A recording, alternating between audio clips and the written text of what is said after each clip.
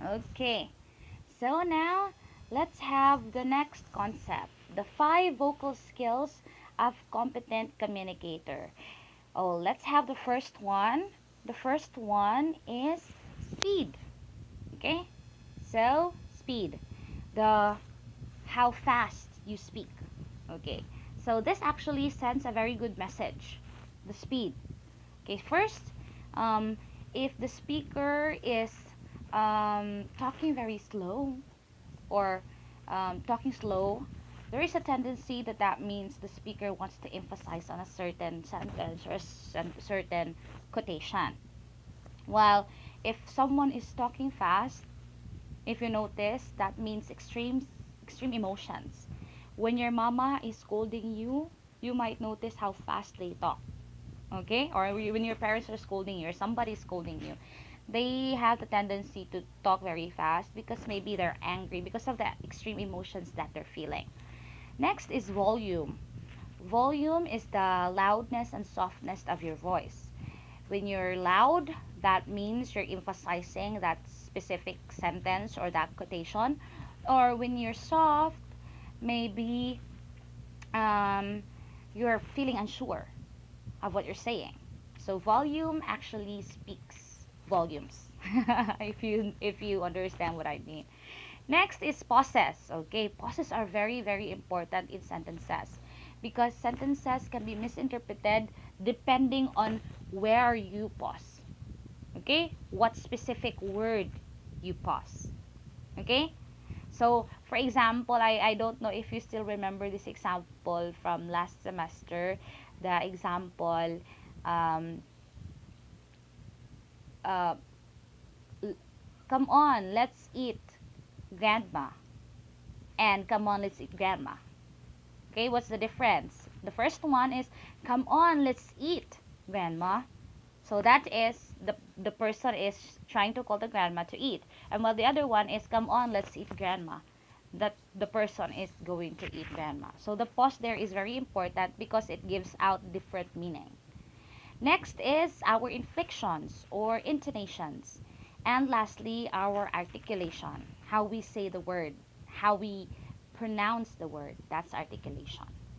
Okay, next we have the five qualities of a competent communicator. What are the five qualities? First, someone or the person must be aware of their audience. Next, able to adapt to the situation, is open to feedback. Dili kay masuko kung ingnan nga sayop siya. Okay? Open to feedback. Aware of nonverbal messages. And lastly, uses nonverbal messages to support the verbal messages. Okay. Then, we also have the last concept, the rule of nonverbal communication. Okay? So, what is the rule of the nonverbal communication?